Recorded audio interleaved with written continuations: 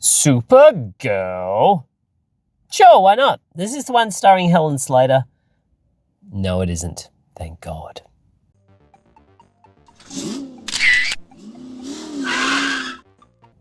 G'day, it's Adam here again with another quick instant movie review for you. So I'm sick tonight, so my review of Supergirl is going to be very brief.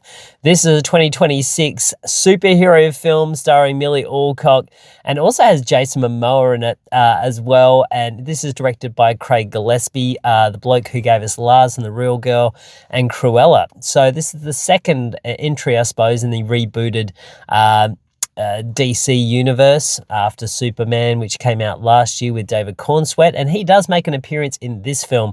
This basically follows Kara Supergirl, played by Milly Alcock, who is pretty much tripping around the universe, finding planets with red suns so that she can get really drunk.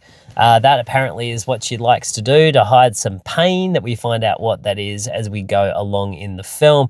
But along in her journey, she does discover a young girl who wants to seek revenge on this big nasty tyrant who is stealing young girls from all over the universe and basically, farming them out to keep his species going. So pretty horrible bloke. And then things happen involving little crypto, and now Kara Supergirl is interested in finding this bloke as well. So the two team up to try and find him and do what they will with him.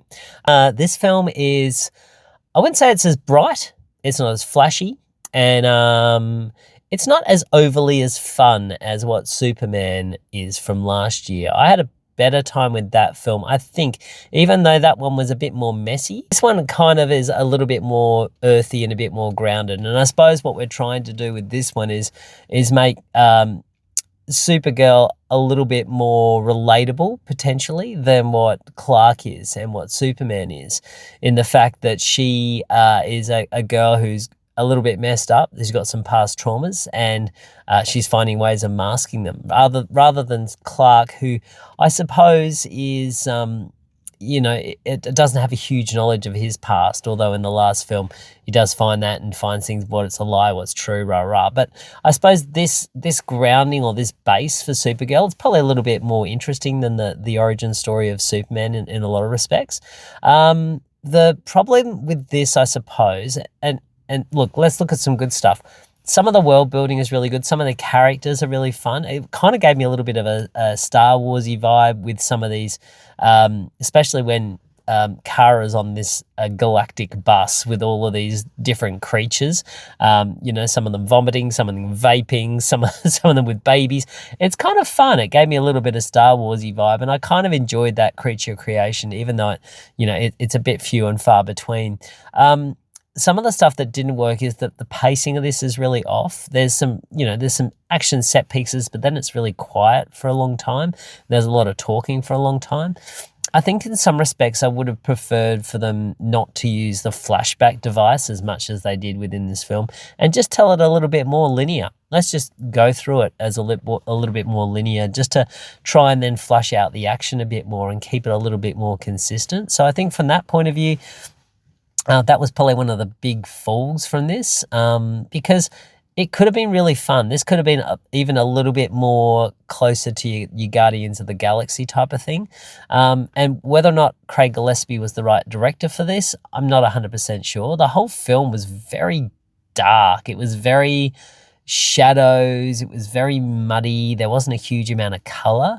I haven't read the source material that this is based on, so I can't really comment much about how true it is to that or whatever. But I've found that being without Supergirl in her suit for 3/4 of the film was quite an interesting choice, and I probably would have liked to have seen a little bit more of that hero action. But maybe we'll get it in the next Superman film, because I dare say she'll be coming back.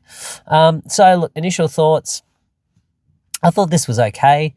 It didn't really do anything to inspire me for the next film or for the superhero franchise to come back. I think we've all been I don't think we've had a lot of superhero fatigue. I think we've actually had a lovely cleansing moment where we haven't had a lot of superhero stuff come out lately, and we've instead had this really wonderful wave of original young filmmakers coming through, making these horror films, a few people, dabbling in dramas and comedies. And yeah, that's been a really lovely landscape that we've been able to enjoy. And to have a superhero film come out now kind of feels a bit odd, to be honest, and it almost feels a little bit out of place. But it didn't really do anything for me to go, oh, now we're back. We're back into the world. This is great. It was fine. Milly Alcock did a really good job. She's great. She's just got enough